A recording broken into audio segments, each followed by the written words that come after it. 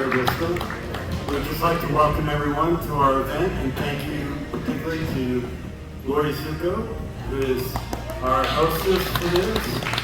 And at this time, we'd just like to welcome everyone and invite you to please at this time go back and grab some food and get yourself all situated. And once everyone has food and we're ready to go, we'll begin our talk. All right, thank you and welcome everybody.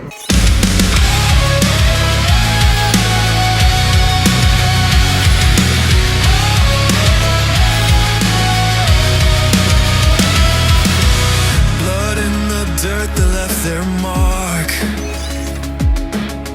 screams of freedom in the dark.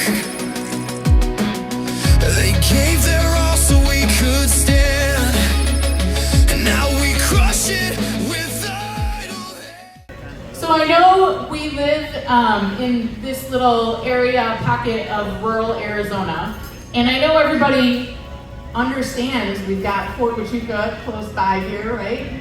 We know there's a lot of veterans around, but did you guys know that almost 1 in 4 adults here in Sierra Vista is a veteran? Almost a quarter of our adult population. We are the third largest county. So we've got veterans in the U.S. family members, we've got neighbors, we've got co-workers, we've got people that we run into at church. Wherever we are in society, there are so many veterans that are affected by issues, and what we see at the Warrior Healing Center is a huge opportunity to build community through that. And so there's been a couple of things in the news lately that have been a little bit challenging for veterans. We've gotten a lot of questions about certain things over at the center recently, and locally, the Cochise County Attorney's Office, Lori Zucco, came to us and said she'd really like to talk to some of the veterans and could we do anything together so that she could help answer some of these questions and get you guys informed. And so that's awesome because we really want to encourage opportunities where you guys can do the community thing and come face to face and talk to our leadership and have these opportunities to kind of grow as a community. So without further ado, I would just like to thank you again for coming in. And I would like to hand it over to Lori Zucco.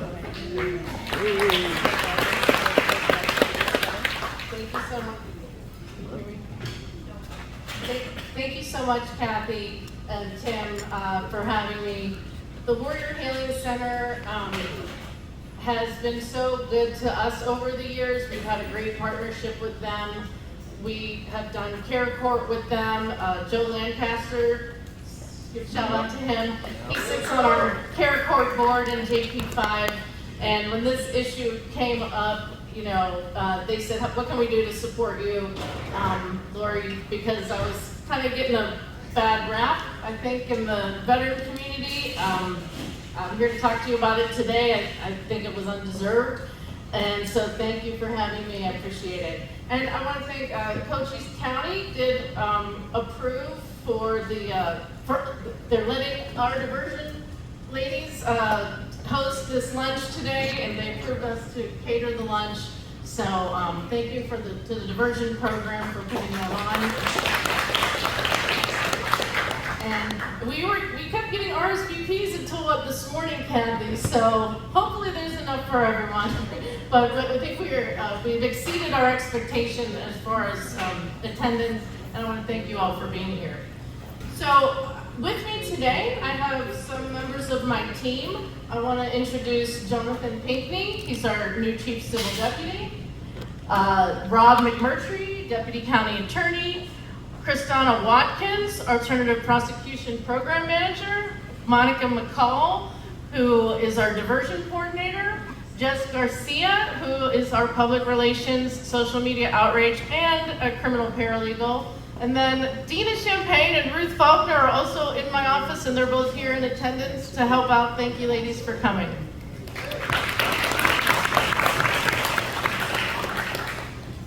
Okay, so again, we've had this partnership with the Warrior Healing Center in Care Court, And we recently started a Veterans Alternative Prosecution Program. We have some flyers on that. I think we ran out of them. But we're going to post that flyer on our Facebook post when we share some photos and information about this event. So if you didn't get one of those flyers, it will be posted on our Facebook. And I'm going to turn it over to my diversion crew to talk about that program a little bit later. But I think that most of you are here to talk about the Arizona Disabled Veteran Property Tax Exemption. So, all right, and honestly, this issue did not even come to the forefront of my mind until it really blew up on Facebook when people were posting some letters that I want to talk about. I don't know if you all saw it. In February of this year, February 13th, there was a bill that was passed. It started as a bill in the Senate the year before for 100% disabled veterans to have property tax exemption. And the Senate bill from 2025 did not have income limits. When it went to the House, what came out was a bill that had income limits, even for 100% disabled veterans. That was the law that was signed by the governor on February 13th. It did have some beneficial things. For instance, before HB 2792, disabled veterans generally received a partial exemption based on disability percentage, but there was no full exemption for 100% service-connected veterans. So when that law passed in February, the good news was that it created a full exemption for 100% service-connected veterans, but income limits still applied. That's the only bill that they could get passed at the time. At the time when they signed it, the majority leader, Michael Carboni, who sponsored the bill, he did a press release, and we distributed copies of his press release to everyone, so you should have it. And the headline is "Full Property Tax Relief Approved for Arizona Most Severely Disabled Veterans." So if you read that, and you're 100% disabled, you think that you're getting the full tax exemption. However, when you go down to the highlighted third paragraph of the press release, it says, the legislation clarifies that income limits apply across the entire section of the law. And that was in the law in 3 different places when you looked at the statutory language of that law. And again, the second document on the left there, which is also distributed to you, was the Arizona House of Representatives Majority Research Staff Report that goes into more detail about, to qualify for the exemption, your income must not exceed $34,900 or $41,000 if you have kids. I'm going to talk a little bit. Those have been adjusted for inflation. And this is what's in the law for the tax year 2026. And, Rob, do you want to talk a little bit about, Rob is a veteran who was an attorney in my office, but he was telling me how the way that this bill was promoted to veterans was a little misleading. Yeah, as I'm sure many of you, as a vet, many of you probably got some of the Facebook posts. I had friends reaching out to me. I'm a 100% disabled vet, and I had friends reach out to me saying, hey, this is what Arizona has going on. And I was actually pretty excited. I was like, I don't think that applies to me. I think there's income limits. But it was being pushed in that way. And then when I went to go apply for the exemption, they didn't ask for my income limits. So I was like, well, this is pretty awesome that Arizona's doing this. And obviously later on, and Lori will talk about this, is you get a letter and it says that what you had, you don't have now. And while I'm fortunate, That's the initial letter. and while I'm fortunate enough to be able to say, okay, I now have to save $500 or whatever that difference is, there are people that aren't, right? And so that was one of the biggest challenges, I think, that if you haven't gone back to your mortgage company, there's a high probability at the end of when they ask for your taxes that those folks that thought that they had that exemption are going to have a huge back payment. And that is a big concern, and I'll give Lori credit for that. Even though she's my boss, when it came up, I was happy that she was saying something about it, because it gave people an opportunity to make that change sooner rather than later to minimize the impact to them. So I'll turn it back over to Lori. Thanks. So, right, after that bill gets passed in February, these letters go out from the assessor's office, and just to be clear, these letters are not from the county attorney's office, from the assessor's office telling 100% disabled veterans that the owner of the above identified property is 100% fully exempt from property taxation. So that letter goes out, and a lot of people, like Rob here, went based on this letter and adjusted their mortgages. So let me just explain a little bit about the timeline and who did what in reference to this this bill that came out in February. So the Arizona legislature wrote that law, signed by the governor in February, and income limits remained in it. They put it in all their press releases and all their materials. Then the county assessor, who administers the exemption, sent out the letter saying that the income limits do not apply, and didn't ask for anybody to do an income analysis or submit proof of their income. And then the county attorney's office, the civil division actually, read the law, and it contains income limits. I mean, it just does. There's a happy ending to this, which you'll see. But, you know, and then when it kind of came back on us, I mean, Jonathan, we reached out to every county attorney's civil division in the state. We got detailed analysis from Navajo County, Pinal County, it's all the lawyers and the legislators and the governor and the attorney general read in the law that there was the income limits. It was the intent when it was put out. I can't speak for the assessor. I can tell you that he's my client, and I have ethical duties of confidentiality, attorney-client privilege with him. So I'm not sure what happened. I can tell you that our our reading of the law was never anything other than the income limits were in that bill. So a second letter comes out from the assessor in May, I want to say, and this is kind of the letter that caused the social media frenzy, because in the letter from the assessor canceling everybody's tax exemption, he says, a recent opinion from the Cochise County Attorney clarified that all applicants for a property tax exemption must meet the income limit qualification. And I mean, to me that sounds like, oh, like we just, you know, cooked up some legal opinion to suit the county, you know, revenue generating. No, I mean, that could not be further from the truth. This was not a novel opinion.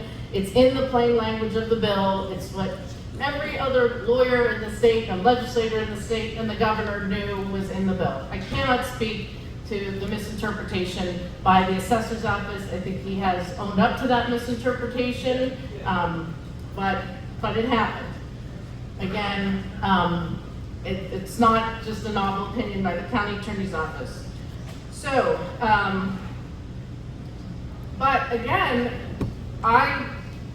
when this whole media thing was going on, our social media thing, I did a Facebook post urging veterans to check your income limits, because I knew from Rob and some of my neighbors and my victim advocate program manager, whose husband is a 100% disabled veteran, that people were very upset. People had already gone in and adjusted their mortgages, and you know, I mean, people missed 2, 3 like payments into their escrow for the property taxes.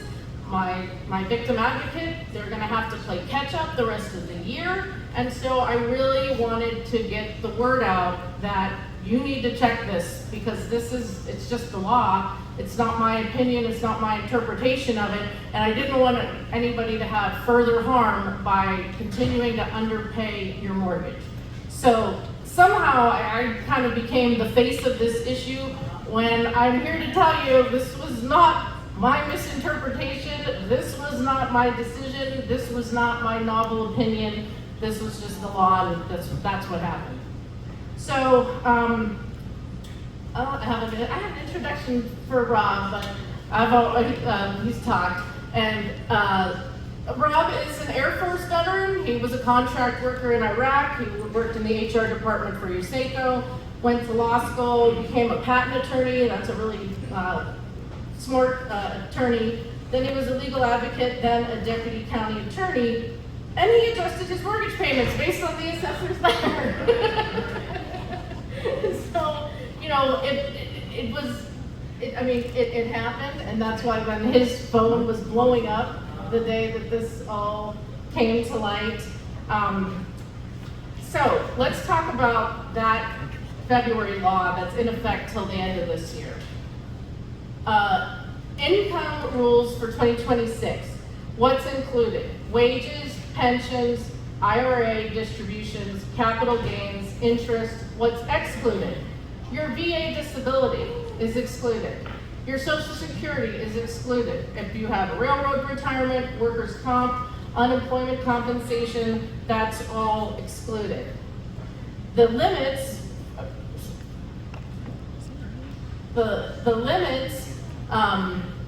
when they're adjusted for inflation, and I got this off of the Maricopa County Assessor's webpage. There's a lot of useful information on the Maricopa County Assessor's webpage.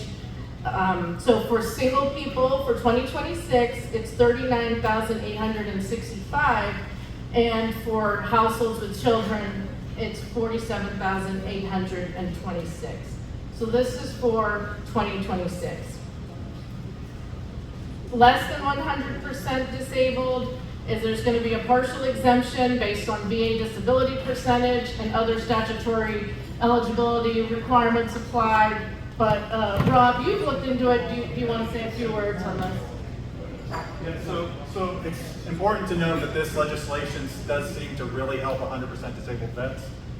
Just as maybe a criticism, I don't think it filters all the way down equally through the percentages. Looking at somebody that's 90%, I think I did some quick math on just one of based off of it. I think you would save maybe like $37 either a month. It seems very nominal, and so that maybe that's work that needs to be done to bridge that gap and address it. Mandy, you have a question? Yeah. So on the amount between married and unmarried, for me, $7,000 if you have a kid is generous, but if you have multiple kids, $7,000 difference between married and unmarried is not. Kids and no kids. Yeah. Kids no cost kids. more than It's $7,000. married or unmarried. You know, it's $7,000. I mean, like even when you go for SNAP benefits and stuff like that, it goes based on how many dependents you have. So I think you're highlighting something that's very important, and Lori's going to jump into this, but just know that based off of their response to this outcry, that the legislators that you currently have and that are working on this are very responsive, and I would just encourage you to reach out to them.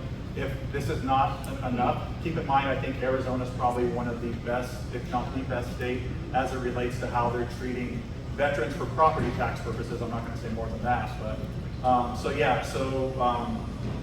there's going to be room for that, but I think we do acknowledge that there is maybe a shortcoming as it relates to people that are not 100% disabled vets.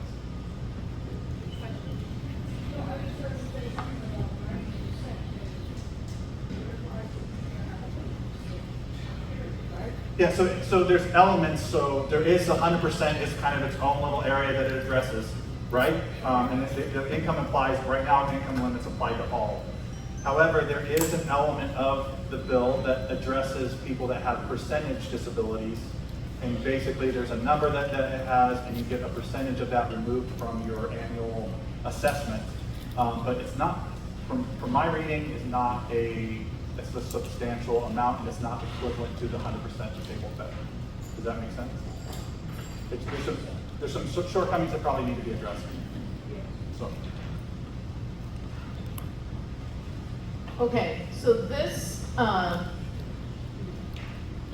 issue came up, and I added this slide last night when I met with Kathy, Tim, and Joe yesterday. Because my understanding, correct me if I'm wrong, Rob, is that he canceled everybody's exemption. That's my understanding. Okay. That anybody that they gave that, they canceled it. The letter actually says if the income limit still apply if you want to reapply. There's some challenges with that. That's what this slide speaks to. In order for you to actually do that past the March 1st deadline, there are some things that an county assessor would have to do, which Maricopa has done, which means basically you have until September 1st. The challenge with that is based on the way that the law is written. It's from that point that you get that waiver, you still, from my understanding, still are owed with taxes. But it's just really convoluted, and the way that it was done is it basically was canceled. And so you would have to have gone back and reapply. And there's certain time limits right now. From my understanding, we've had to talk to the assessor as if he has asked the board for a waiver. I think yes, he did the board for a waiver. I don't know for that. No, I'm sorry. I just want to know if somebody from the county justice office is here, because they seem to send a lot of their clients over to the Warrior Healing Center, and then I can't explain to them why they told me that they don't qualify, because I've had 40, 60, and 90%. They say the best come over, they say that the county justice office sent them to the Warrior Healing Center. For me, it's Well, this is what I can tell you. Maybe you're gonna have to read between the lines. The county assessor is a separate elected official. I'm the elected county attorney, he's the elected county assessor. He doesn't have, he doesn't report to the board of supervisors. The Sharon Gilman is not his boss, like a department head. You're his boss. So, he's also my client. Jonathan's here so that I don't violate any attorney-client privileges. But I don't know why he would be sending somebody to the Warrior Healing Center for tax advice. Not sure. I'm sorry, just using the microphone is gonna help for when it's shared online, that it goes to the camera as well, so please talk into the microphone. And like I said, I sit at the front desk, and I've had a lot of clients, quite a few clients come over from the office, but I was also in line at the county assessor's office because I got a letter that said error, and I wanted to know what it was about. And she says, oh, that's fine, you just need to go home and get your state taxes and bring it back to us.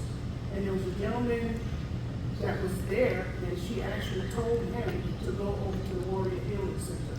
I was there when that happened. Well, I'm gonna ask for questions. I'm not sure why that would happen. And again, he doesn't work for me, I don't work for him. But what I will say is, I know a lot of people in this room have particular questions about their particular situation. And I really am not in a position that, like, from the floor, I can't give you an answer for your particular tax situation.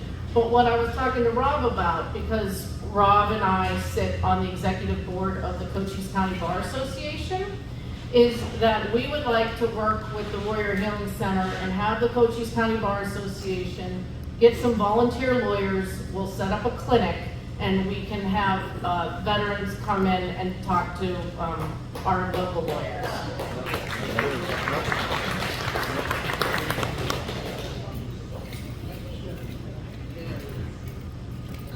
I'm reading from the error message that was sent out to everyone via mail saying that we didn't qualify. The one thing that it doesn't say on here is that if you believe you will still qualify under these income limitations, please submit a copy of your 2025 state income tax return. If it is determined that you qualify, the exemption will be processed for the 2026 tax bill, but it doesn't give you a limit. It doesn't say, say in 2 months somebody realizes that, that because they're elderly, they don't do Facebook or any other thing else. Right, it doesn't tell you the deadline. Yeah, it doesn't tell you the deadline. And in the one that says you don't qualify one, it doesn't give you a deadline either. It doesn't even say reapply. I know, and I don't know if you all watched the news broadcast from Alexis Romanjoulou. Did you see that, where she interviewed the folks at the park, and then she tried to interview the assessor and he declined? And then she said, and she interviewed me and Rob, she'd cut it. Well, she interviewed me because she saw everything on Facebook, and then she put her camera down and she said, "You're not the story, the assessor is." I'm like, yeah, go talk to him. But he declined the interview, but she called his office and asked about that, and I believe that that was when she was told that the deadline passed was March 1st. So, but in any event, I will tell you that Rob just pointed out, I got this from the Maricopa County Assessor's website last night after Tim brought this issue to me. They are permitting extensions until September 1st with an approved exemption deadline waiver. So if you want to explore that, I would encourage you to reach out to the assessor. And my understanding, just from looking at the law, is that the Board of Supervisors would need to approve that. You know, Frank Antonori is a veteran on the Board of Supervisors. I'm not sure how they would take it, but you know, I think that they really respond to veterans when you speak up. So I want to tell you the good news and kind of how we got here. When, like I said, this whole thing blew up, the assessor puts in the letter that you're canceled because of the county attorney's office opinion. So, you know, I'm just getting crushed for it. And I reached out to some of my connections, and I got a call that Sunday from Senator David Gowan. And this is in June. And he said, "Lori, we're working on this. We're working on a fix for this in the budget this week. Like, hold on, and I will keep you posted." And then an email blast went out to all the electeds and precinct committeemen, and Gail Griffin replied all, and that's our state rep, Gail Griffin, and she replied all, "This will be fixed this week. We're working on it," okay? So I really do think that they responded to the call. They saw how outraged everybody was on Facebook and with the calls and with the texts and with the emails, and they actually responded and passed, as part of the budget last month, SB 1365. Starting next year, 2027, for 100% disabled veterans, there's no income limits.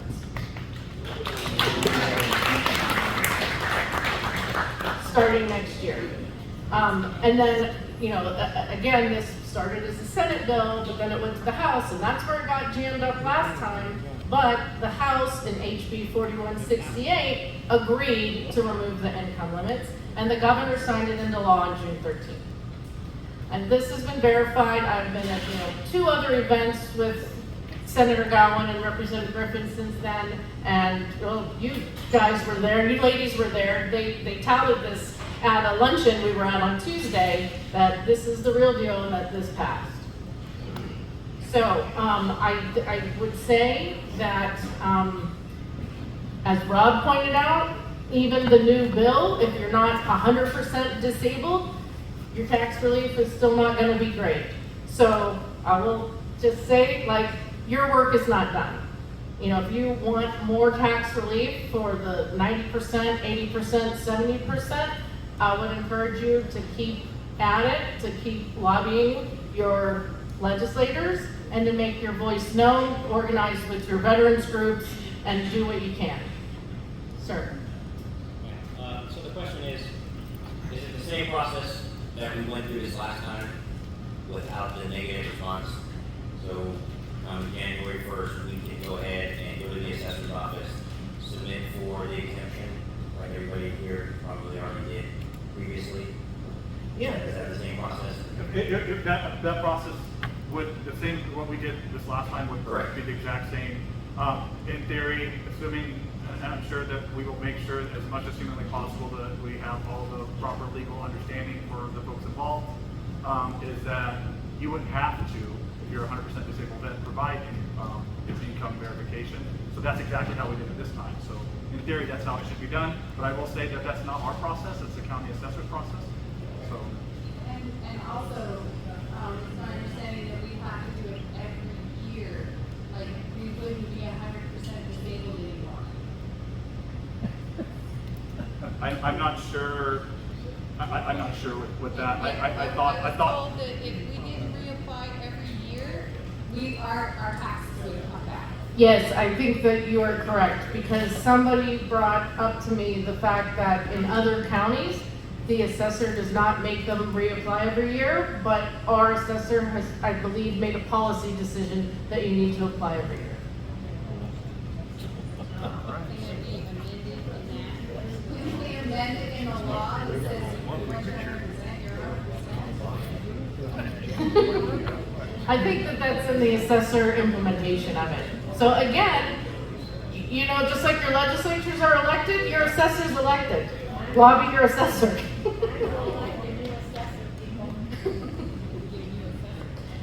Okay, so, and I just wanted to show you, this is the actual text of the fix, if you will, whereas it used to say, from the February bill, it used to say for an exemption under this section, the total income from all sources, etc. But now it's limited to for the exception prescribed in subsection E. So income limits still apply, but not to service-connected disabilities, only to like non-veteran disabilities. So there are income limits for some things, for some exemptions, but not the veterans, 100% disabled. Okay, so again, the takeaway, the county attorney read the February 2026 law, but did not draft it, interpret it, or implement it, didn't send out the letters. And then the good news, beginning in 2027, 100% disabled veterans are no longer subject to income limits.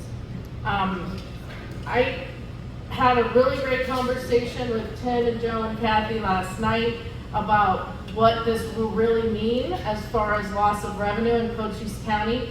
I contacted Sharon Gilman, our county administrator, last night to see if she's come up with an estimate for lost revenue, and she says that they haven't.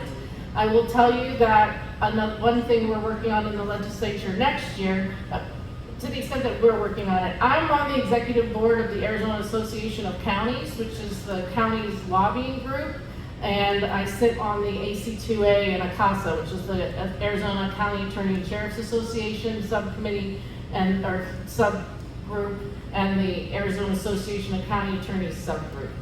We are trying to get the legislature to pass the bill to make the state refund us, pitch in to cover the lost revenue. But, you know, hopefully we will do that because it may be significant, but it may not be. And that's what Tim's going to talk to you about. Thank you. Who here wants to run for county assessor? All right, Bev, it's on you. Let's go. Thank you. All right, so this is America, right? There's precedent for this, and this is really great to see this process in action. And I want to congratulate Lori and the county team here for being here today and standing here face to face and telling us the truth, and all of you supporting the issues that are near and dear to our heart. The truth is that this lost revenue thing kind of becomes a boogeyman, a myth, but other states have done this, and there are examples out there, and we've done the research on what works and what doesn't, and why things work the way that they do. Both Texas and Florida have laws that give property tax exemption to disabled veterans, 100% for 100%. And the makeup of those counties is different depending on the state. If you think about Florida, it is a fairly even distribution from where the veterans are and the big cities are, because everyone goes there for a certain retirement lifestyle, and the bases are located in densely populated cities.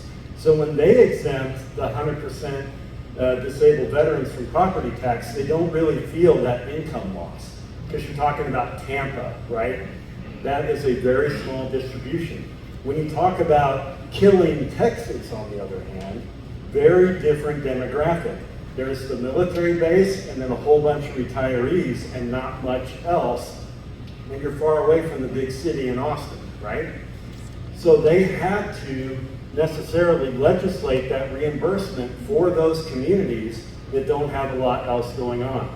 And so we've documented all that, we've provided it to the county, explaining that here's the difference in the model, here's what Texas does, and they, for communities that are like us, that are made up of more than 1% of that revenue being veterans, the state then reimburses the lost revenue for that tax exemption.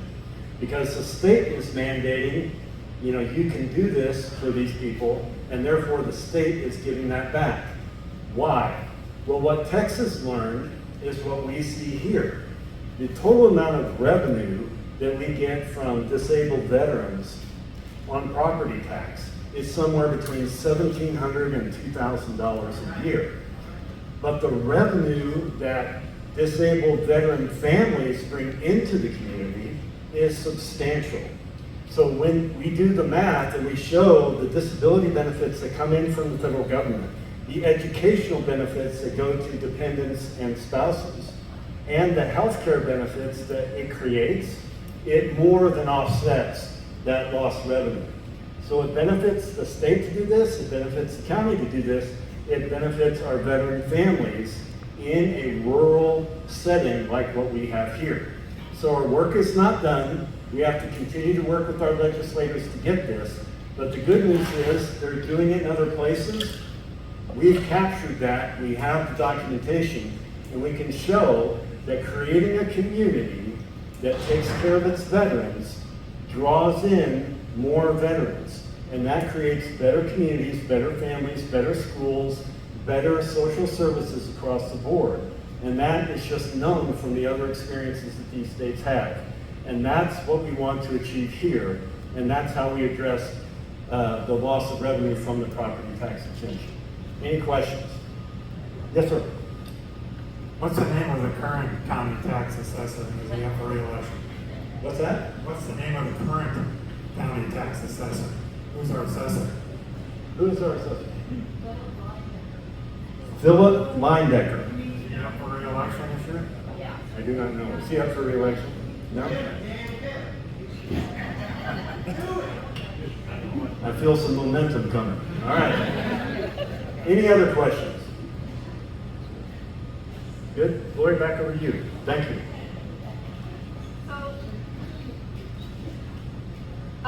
So why don't we stop here and I will take questions on the property tax exemption issue. We called this a community update. I didn't want it to be like the sole focus is on this issue. You know, in a lot of ways it is the assessor's issue, but I'm just here to help as much as I can.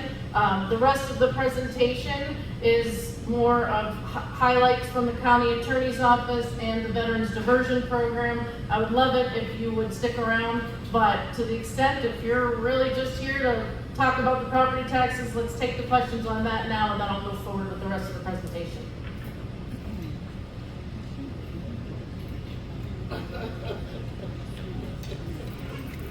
So, is there a process that someone could look up for a hardship request for waiver for the current year right now? For individuals who did have their mortgage offset and utilize that to save their medical bills or just to catch up because things are costing more. Do we know, is there a place that people can go that we can point them to? I would say, I don't know of any hardship exemption. I would say this. In Maricopa County, according to their webpage, they have an extension. Under the law, an extension is available if the Board of Supervisors approves it. So you might want to go to the assessor's office and ask if they're going to permit an extension or waivers and what they can do about it. So the process is requesting a waiver. Yes, and yes, requested through the assessor's office, and I think they would have to get an approval to do an extension through the board. Yeah, so just so you know, there are, as with everything, and this is why you have all these great lawyers up here, is there's always a law that is directing what an assessor can do. So I will give you the heads up that as that is the case, there's also things that limit what the waiver, how you do a waiver. I don't have it in front of me. I thought there was some time limits even on the board of supervisors approving it, and there's also what that actually does for you may not be what you think it does for you. So I'm just telling you that there are statutes that even the assessor has to follow as it applies to that, and that's what would be things that would bind his hands. Yes, ma'am. Wait, let's get the microphone.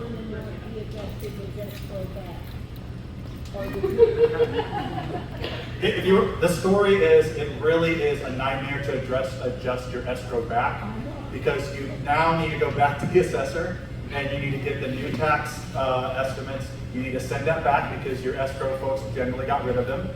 And so what I did is just started paying more on my escrow and just like hope it all works out in the end. But again, so I'm fortunate. Other people, it's going to hit them a lot harder.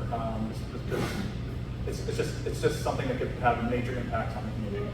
Are we going to get a notification of any kind so we know when to sign up again? For the next year? I think Lori's kind of beat this to death. I definitely think you need to reach out to the assessor and have a conversation and encourage it. In the capacity that what we could do. We're part of the community and have that conversation. I don't think you got a notification this time when it actually happened either. So, I think from the budget perspective, if we don't let them know, if we don't let you know that you have this and you don't use it, then we have extra money. So, I guess right now, just let you know, right now the legislation has passed it, and January 1st, 2027 is when it applies, so look for that. I did just go down when I heard that they passed something else to the assessor's office here in town, and got this piece of paper, the requirements in this, so just like they were before, and the veteran has no more benefit than any 100% disabled person. So I don't know why they call it a veteran's benefit. You mean for next year? No, I just picked up the paper just a couple of days ago, so they don't have anything telling us that something is coming. Do you want to share that with me?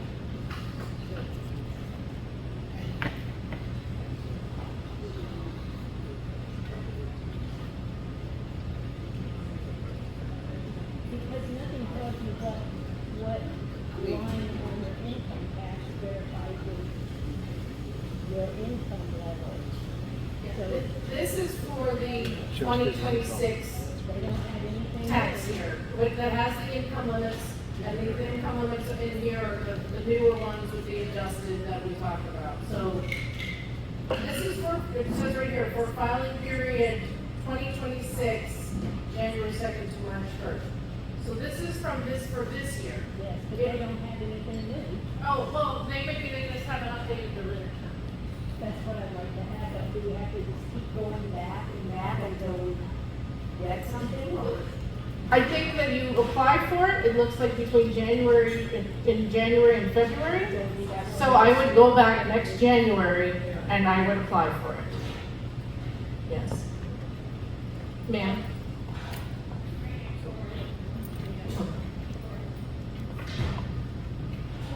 Okay. The way that.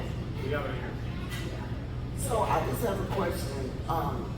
The amount that's due, people who didn't pay their escrow, how's that money paid back? Do they want all one lump, or can you make payments on that?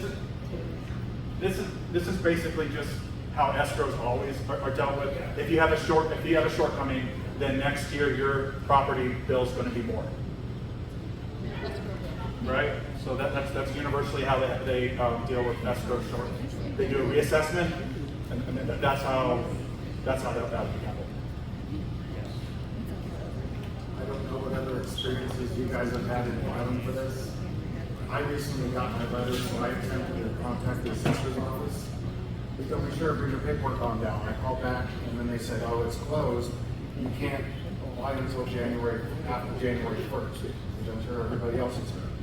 I would encourage you all to make an appointment because she said that's the only way after the 1st, if you want to get in there and get your paperwork taken care of, make an appointment. Because she said walk-ins are going to be hellacious after the 1st. So I would make an appointment just to save you some trouble.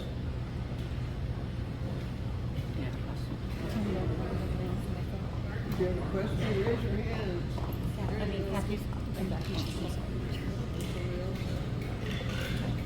Yeah, I don't have a question, just a comment. Thank you, Tim, for bringing it up, because that's, a lot of people are really talking about that when it comes to, the great benefits, I'm 100% saying about love it, but it has to come from somewhere. And that's the key part there, is how do we get that money back? So that's the next step of this, pushing our legislators to get that. Look at Texas, I think that's a great example, I was going to bring that up too. What I don't want to happen in our community, what's happening there, is me looking at veterans and saying, because of you guys getting a break, we're paying more. Because that's what they have to do. And we have a great community, and I don't want anybody to look at us as veterans as we're the issue that they're paying more. But unfortunately, the money has to come from somewhere. But I encourage everybody to pull up your parcels inquiry on your property and see what you pay for. Right? Just so you know, I pulled up mine. 34% of mine goes to Cochise County, 31 goes to Cochise College, 13 to the school district, and 11 to the high school. The city of Sirius gets 1.3, and the other ones are pretty small. Other ones there. Pull up your own phone in your house and see what you're currently contributing to and what will be going away, just so you know, have a thought in your mind. I have some other veterans that talked to me recently that said they're just going to make a donation to the school district aside from what they literally put me in, and that's how they're going to handle it from their household. So just something to think about, look it up, see what you're actually paying, and remember it has to come from somewhere.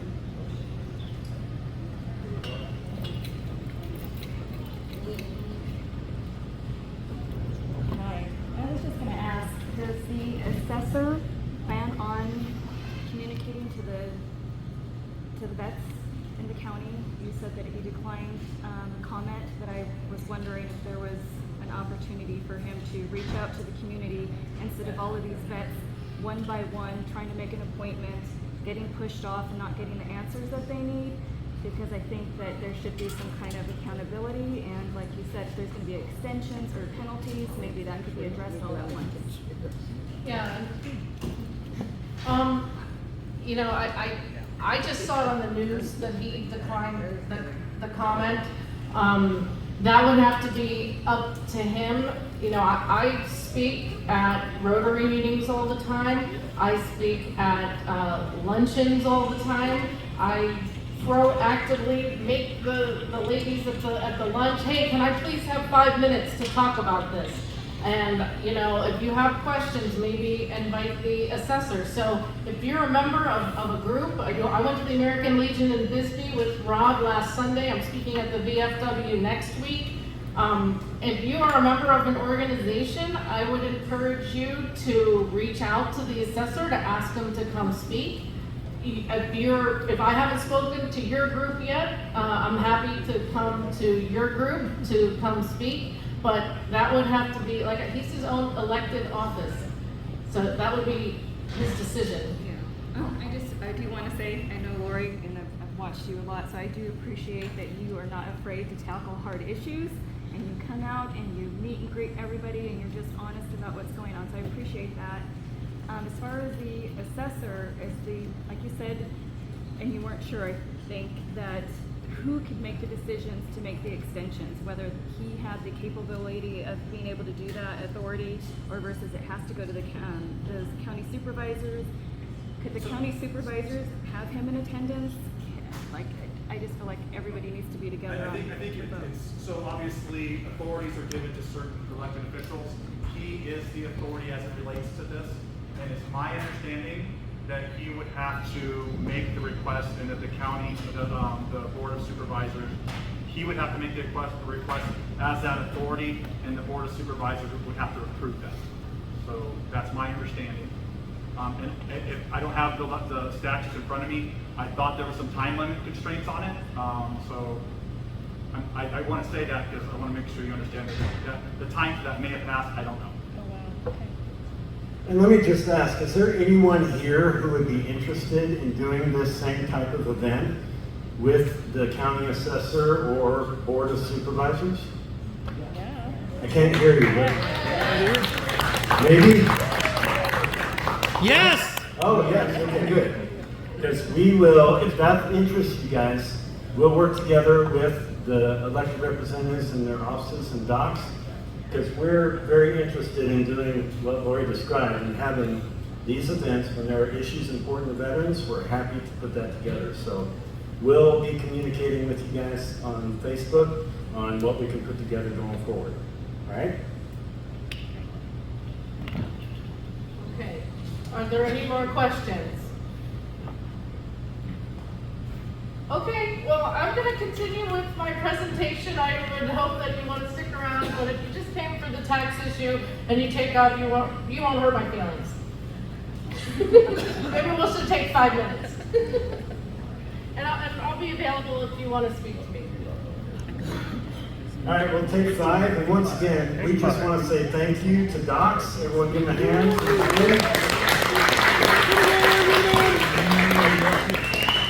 And thank you especially once again to Lori, Zucco, and your team and all your folks there at the county for doing this. This is excellent to see, and we really appreciate you taking the time and making the effort. It means a lot. I'd like to say thank you to Marcus, who's here doing the media capture for us so we can get more eyeballs on this presentation and spread the word about what's going on. And I'd like to thank Mark for being here as well. Mark, thanks for being here and taking such an interest in these issues. Really appreciate that. All right, so let's take 5. It's now 1300. At 1305, we'll reconvene and cover the other topics on the agenda. Thank you. A few moments later. Lori Zucco will continue to present issues that the county attorney's office and the initiatives that they're working on that are relevant to our veteran community. Lori? All right, thank you. Okay, moving right along. I want to talk to you about the border crimes. Everybody who lived in Cochise County for the past several years knows that we were really dealing with an unprecedented border crime crisis from January 2021, essentially to January 2025. Our office, the Cochise County Attorney's Office, aggressively prosecuted these border crime cases. Many of the prosecutors here in this room helped me with that. We had a historic collaboration with law enforcement during that time, spearheaded by Sheriff Mark Daniels with Operation Safe Streets. But it was also Sierra Vista Police Department, HSI, Border Patrol, Bisbee PD, Tombstone Marshal's Office. Everybody came together when we were working on this issue. We got part of the DEMA grant that the Sheriff's Office received. We had $680,000 given to our office to assist in prosecution. We tried to hire a prosecutor, but we couldn't find somebody to come down for the pay. It's very difficult to recruit lawyers to Cochise County. And what we ended up doing was taking some of that money and breaking it up and spreading it out over 10 prosecutors who each agreed to track their time, essentially like overtime, and get a bump in their pay. Ruth did that. She worked on border crime cases. Dina still gets that. Juvenile prosecutors, misdemeanor prosecutors. So we still have some of that money left that they gave us an extension to use it up. It also pays for our body-worn camera software, but it's going to expire this year. We also had 2 additional support staff, but we had to phase them out. This issue came up if you paid attention to the budget, because a lot of the jail employees were paid out of DEMA money, and now the county just had to absorb that in the general fund, which was a real hit on our budget. So when I call, say, a border crime case, what I mean is a failure to yield or assisting in human smuggling, which was the new 132323 that was passed in September 2022. We were one of the only counties that prosecuted under that case. We felt it was appropriate, and none of those convictions have been overturned. So this is the statistics that we put up. We started tracking these stats because of that DEMA grant. So like, when you have a grant, you have to keep statistics. Anybody who's worked with a grant knows that. So in 2022, we prosecuted 275 border crime cases. In 2023, we peaked at 406. In 2024, it was 227. It went down a little bit because they had some changes in the asylum laws. So, who wants to guess how many border crime cases have been filed by the county attorney's office between January 2025 through June 2026? 130. 42 in 2025 and 16 so far in 2026. This chart is astounding to me. It's absolutely astounding. I showed this chart to Juan Siscomani, our U.S. House of Rep, in a meeting, and his people came over to me and they're like, "Can we get that chart from you?" I'm like, "Yeah, absolutely," because this is amazing. But also, the real issue we had during this time was the fatalities, the rollover crashes from the load cases, right? And we had 13 border crime fatalities during that time. We aggressively prosecuted them as first-degree felony murder for fleeing the scene. I personally prosecuted Felix Mendez, the 16-year-old boy who killed Wanda Satowski at Mustang Quarters on her 65th birthday. He pled the morning of trial to the charge. He got life imprisonment, possibility of parole at 25 because he was a juvenile at the time of the offense, so he wasn't eligible for natural life. The very first fatality we had, January 2021, was William Brown. He was sentenced to 2 natural life sentences for killing two UDAs, in the traffic circle in Bisbee. Last year we tried Eric DeLees. He killed 3 UDAs on I-10, and he got life with the possibility of parole. Jessica was actually the trial paralegal on that. Yay, Jess. Okay, so how many border crime fatalities have we had in Cochise County since January 2025? Anybody want to guess? 0. Yeah, it's amazing, right? Now, next, I'm going to turn it over to these ladies. We have a very vigorous alternative prosecution program. Christina Watkins, come on, Christina. She applied for a rural alternative prosecution grant several years ago and was awarded $500,000. So she was our GRACE coordinator, which is our mental health coordinator, but she has grown this program. We have a new, we revamped our misdemeanor unit and turned it into the GRACE Center for Alternative Prosecutions at the Cochise County Attorney's Office. It's beautiful, facilities did it. Our prosecutor assigned to diversion, Tricia Driggs, pictured in the center here, just won the statewide Arizona Prosecuting Attorney Advisory Committee Diversion Prosecutor of the Year Award. We are getting some of the opioid money that the county got from the opioid litigation, and it's going to fund part of Monica McCall, our drug diversion coordinator's salary, and we're hoping to hire a licensed professional counselor for folks who go in diversion but don't have health insurance to pay for their counseling. They can get the counseling right at our GRACE Center. And we're also hoping to hire a surveillance officer to help with the drug diversion. In particular, Monica used to be a adult probation, IPS. An IPS officer, which is intensive probation services. The inmates call it in prison soon. Let me turn it over to Christina to talk about some of the revenue that she's generated. These numbers are also amazing. Good afternoon. Thank you everybody for coming here and for having us. We're really excited to share our program.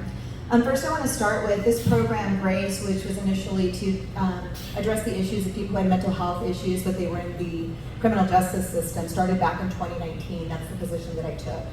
And over the time from its inception until now, we've saved the county about $5 million by connecting people with mental health issues to services, not using taxpayer dollars in the sense of being in the jail. So we're really proud of that because saving $5 million in taxes for our county is important. Moving on, in 2022, I assumed a different role. I became the person who ran all of the diversion programs, and that was really exciting. When I assumed the program in 2022, our revenue was about $6,000, almost $7,000. And now, as we move forward, last year we finished with $235,000 revenue, and right now we're sitting at about $94,000. But all the money that we make actually is going towards funding our own program, so we're self-sufficient, meaning that it costs you as the taxpayers less. Traditionally, we had people who were veterans, and when they had issues, we would put them in one of our traditional programs, but Lori really cares about this community, and so we worked together and we came up with a veterans track. And so we have that now that it was just recently implemented. And I think that Monica would be the best person to explain that, so I'll have her come up and talk a little bit.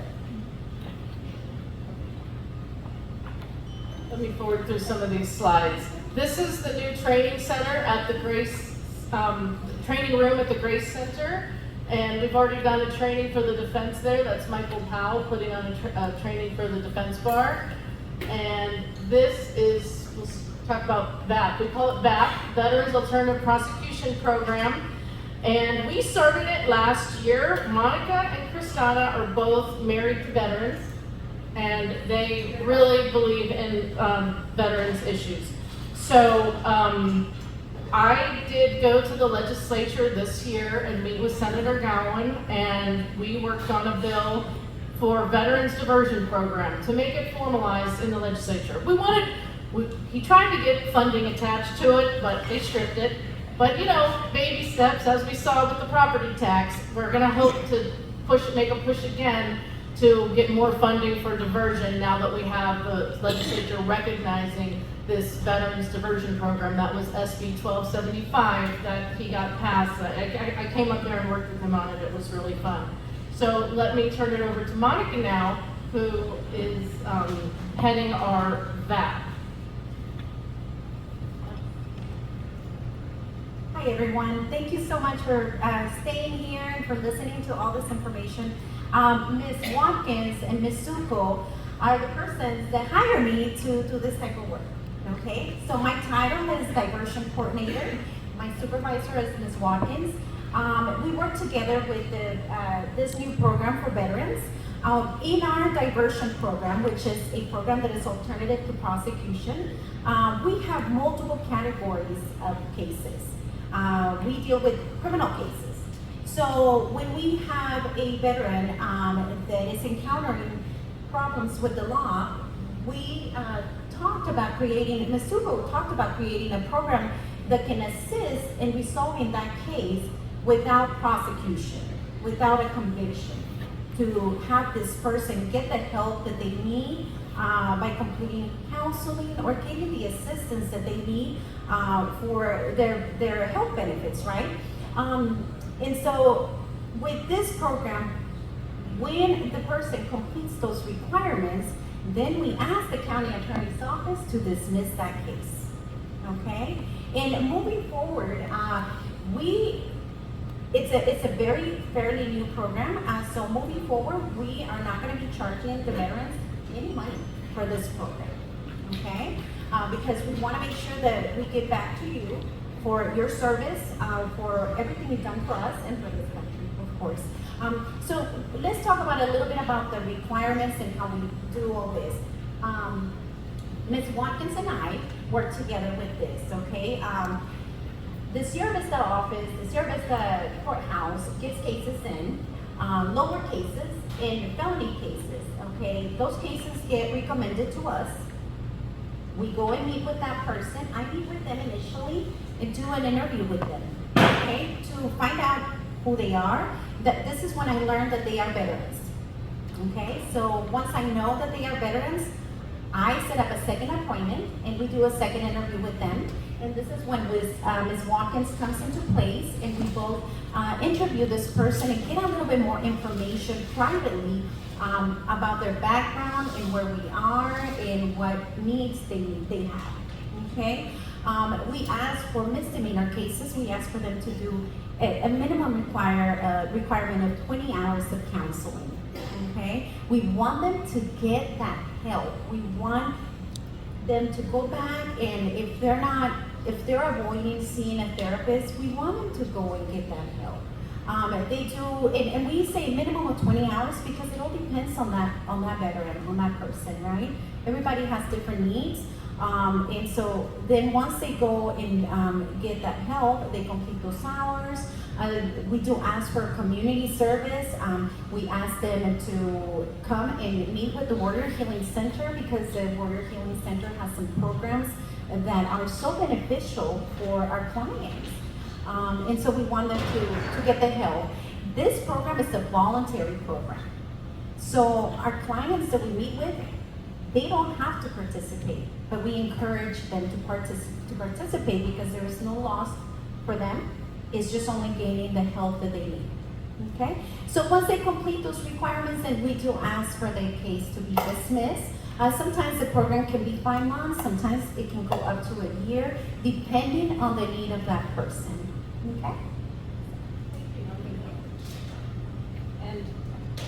And as soon as we had this idea, we did immediately want to partner with the Warrior Healing Center on this.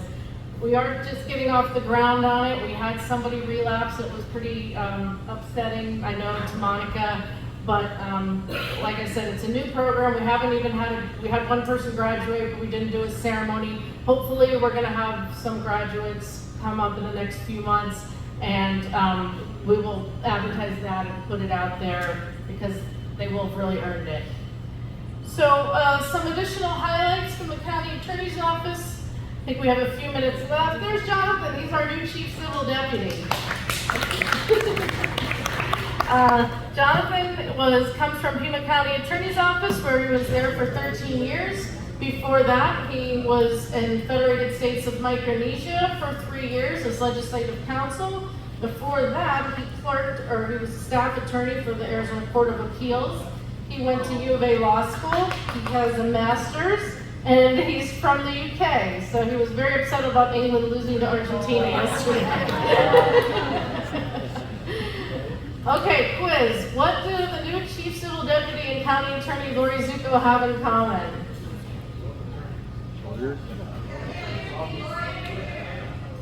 Oh. Yes. I was in Palau and he was in Federated States of Micronesia. I don't know if you can see on that map, but Palau is over by the Philippines and Guam, and then Micronesia is like that whole long island chain that goes almost all the way to Hawaii. A very interesting place to live and work. I think we both enjoyed it very much.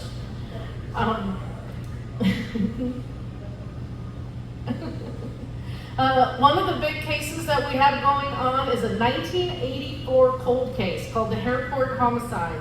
And in that case, some new DNA came to light, and we were able to charge a man named Mr. Hammond with that, and all of the investigators came to our office, and they're the ones that were still alive. They're in their 80s and their 90s. So the trial is set in 2027 in May, but what we did last November was we had a preliminary hearing where we had them all testify, and we locked in their testimony.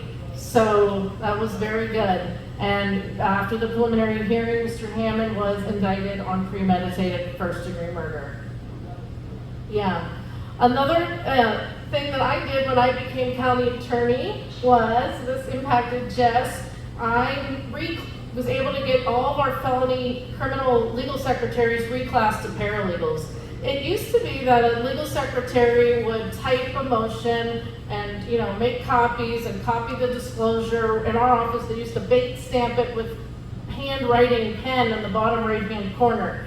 Well, now everything is digital. Every piece of evidence that you put on in a trial is digital. Every officer has a body-worn camera. It needs to be redacted. It needs to be, we need to edit it. You can't even put evidence into a court proceeding now without going through the court administration's portal. So, and all the evidence that's displayed to the witness on a screen and up to the jury once it's published, somebody has to do all that while the attorney's asking the questions. And that's the criminal paralegal that now sits at the table during a trial, like just did in that murder case. And so it really is a whole different job. We got the reclass and we got these good paying jobs, for these local ladies. It only requires a high school diploma, although many of them have some college or a paralegal certificate, but that was a really big deal for local ladies to be able to get that recognition of the more skills that they have developed. We've also gone out of our way to promote public relations, social media, community outreach. Jess handles that for me. So follow us on Facebook and Instagram if you're not following us already. These are some of our posts from National Adoption Day, National Night Out. We've done 3 of those in Douglas, Sierra Vista, Huachuca City. We do these justice and care collectives with the health department where we quash non-felony warrants while they're also getting connected to services, getting some routine testing done. They have like mobile units that come set up and provide them health services. We set up with Judge Huachuca, Judge Poppy, Judge Kirkman. We quash warrants, get them new court dates. And mostly it's like outreach to the mentally ill and homeless population. So we've done those in Bisbee, Sierra Vista, and Douglas, and the next one is in the fall in Benson. And if you follow us on Facebook, you'll see these case updates that Jess does. So if you hear something in the news and you're wondering, hey, whatever happened about that? Well, if you follow us on Facebook, all the like prominent indictments, we post the indictment, and then once the sentence, we post the sentencing. We try not to post in between because we don't want to influence the judge or the jury. And then I just wanted to circle back. We also do posting on veterans issues. We did a Veterans Day post where we recognized the attorneys who were veterans in our office. There, it's Dan Akers and Dina Champagne and Michael Powell. Rob wasn't with us last year, but he would have been on that. And then Doyle Johnston, our former chief criminal deputy, was in the JAG with our former county attorney, Ed Reinheimer. And I wanted to end it on a personal note. So these are my grandparents. On the left is my mom's parents. My grandfather was a very decorated officer in World War II and like a hometown hero in my neighborhood in Pittsburgh. When a couple years ago, my neighborhood Facebook page, Brookline Connection, posted this story about him, and I didn't even know a lot of it. This is Richard A. Brower, known as the One-Man Army, and his wife Mary. In 1948, Richard was a highly decorated officer in the 70th Tank Battalion during World War II, and afterwards opened the Brookline War Veterans Club at 968 Brookline Boulevard. The club was open to teenagers as a place to recreate, play pool, or stage events 3 nights a week. War veterans had the club the other 4 nights. So that was so cool that I just came across that on Facebook. And I was like, that's my grandparents. And then on the right, that's my dad's parents.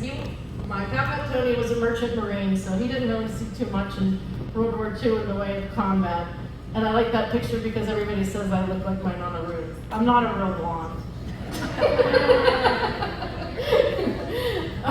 All right. So again, thank you all for your service. Thank you to the Warrior Healing Center. Thank you to Docs. Thank you to my team who all showed up. And if you want me to do a presentation or just come speak to any groups that you belong to, just reach out to me.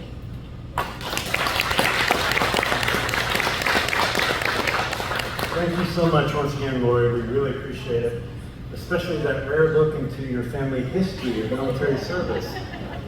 We'll have to enlist you in other ways.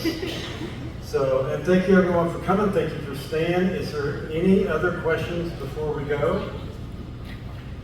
Okay, good. To close out then, I'll just turn it over to Kathy. So, those of you who are normally at the Warrior Healing Center on the third Thursday at 12, was this an improvement, or what do you think? Should we do this again? Yep. For those of you who are not familiar, Warrior Healing Center is all volunteer, and we are just across the back alleyway and back parking lot over here, and we are helping so many veteran families in this community. We always need volunteers for a lot of different opportunities, though. So if you guys are interested at all, you can find us online, you can fill out a volunteer application, you can find people that might be a good fit for us, please send them our way. We're always looking for people. We probably have between 80 and 100 active volunteers at any given time, and that kind of ebbs and flows just because it's an all volunteer thing. And then every Thursday at noon over at the center, we've got some sort of a meeting for volunteers. So the third Thursdays are all volunteer meeting. If you guys want to come check that out, you're more than welcome to just pop in and get to know some of the volunteers and hear what's going on. The first Thursday of the month is a new volunteer orientation. So if you're brand new and just need to learn about the organization, that's a good one to come to. And then we have a little bit more specific options on the second and the fourth Thursdays of the month. But just want to let you guys know, we are here, we are doing everything we can with all volunteers, making an impact and trying to build community. And again, a huge thank you to Lori and her office for coming and joining us, because this was really amazing. Thank you. Okay, Aaron, you can turn the music back on. It's back over to you. Let's give Aaron and Tori and the whole Docs crew another round of applause. We really appreciate you hosting.